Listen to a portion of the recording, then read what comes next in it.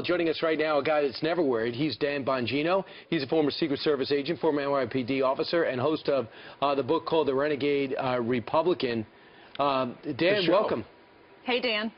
Hey, good to be here. Thanks for having me. Great to have you. Hey, let's talk a little bit about the border battle. Our Attorney General and Department of Homeland Security Secretary are going to go down to the border, survey things, make sure things are getting tighter there. But in the meantime, everybody in the mainstream media seems to be focusing on this dreamer who has status. But if you're going to be a dreamer, you got to follow the rules. And one of the rules is if you leave the country, you have to ask permission. Well, he was caught sneaking back into the United States over a border wall down in California, I guess. What's your perspective on this? Yeah, Steve, what's hard to understand about this? Okay, so number one, you're in the country illegally. You've been given a waiver by DACA, this program because you were brought here as a child, where the United States extends you a courtesy. A courtesy. You have no legal right to be here. All they ask, Steve, this is really simple, is follow a few darn rules. Right. Yeah. Don't leave the country, or if you're going to, not only don't leave the country, if you're going to leave the country, just tell us. Right. So this guy couldn't even follow the rules, and then all of a sudden, despite the fact that he's here illegally, and then broke the rules again, now we have to extend him another courtesy, and this is the media's perfect victim? You've got to be kidding me. You know, this is a really sensitive topic to me because of my mother-in-law and my wife, who came here legally. They did it the right way. Never took a dime of government benefits. Didn't speak a word of English, Steve. And they worked really darn hard. And you know what? They're conservative Republicans because they believe in the United States. And you know what the United States believes in? The rule of law. And this is a disgrace, this case, that this is somehow the new perfect victim. This is an embarrassment. Well, and he's suing the government. Yeah. Oh, yeah, that's right. Yeah, and then you're going to pay for that. Our tax dollars are going to pay if he wins this lawsuit. Again. You bring up a good point by saying you better be glad that we're not knocking on doors and because you are illegally throwing you out. We gave you an opportunity, and that you should consider that as an honor, and you should follow the rules. What about your mom, your wife and your mother-in-law? How are they doing now? What has this country done for them? You know, Ainsley, I think of this story. I don't even like to talk about this because I get choked up. I mean, when I was up there at Fox, I gave a little speech, and I really, it gets me teary-eyed. I remember the story my mother-in-law told me where they used to sleep all on one mattress together because they had no money, and they came to this great country the legal way, and she would hear my wife's stomach because,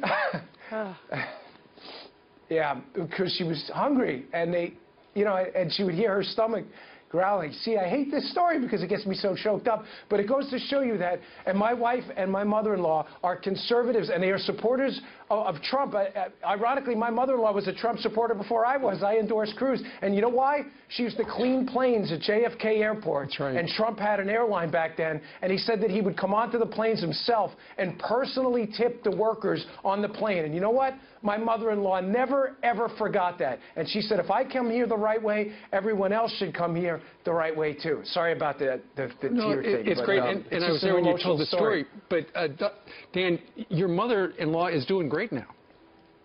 She's doing amazing because, and you know, she thanks the American system every day for not coddling her, Steve. And I have other relatives in my family who went the opposite route and took the easy government path where the safety net became a hammock. And what happened to them? Their lives collapsed, and we deal with the ramifications of it every day. My mother-in-law was forced to work. She was forced to learn the language. And every day she thanks God she lives in the greatest country on earth.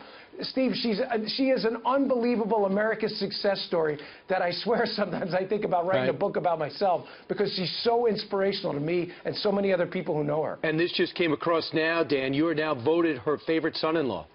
So this is, I'm looking for a second source, but I'm going to go with that right now. Well, she's a big Fox fan, so I know she'll be pretty moved that I told her story. I love her, too. She's a great woman. So. It is a great Such a remarkable story, yeah, that America provided food for her children. The things that parents go through for their kids. She left her country and left everything that she knew to give a better life to her kids. and Ainsley never took a dime of government benefits. She understood that hard work was the only way. She understood just basic, simple things. Learn the language they speak in the country. Work hard. Get along with people. Invest your money. These are not complicated things, and this is the exact opposite path we took under the administration of Obama with this, the world is, you know, everybody just come here, don't worry about it, we'll put you on this social safety net, and everything will be okay. It won't be okay.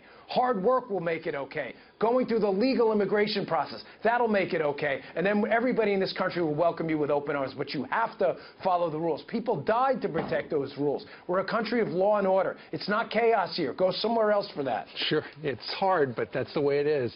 All right, Dan, thank you very much for joining us live today from, I believe, Palm Beach Gardens, Florida. Our best to your family. He is the host of the Renegade Republican. Thank you, sir. Thanks, guys. Dan.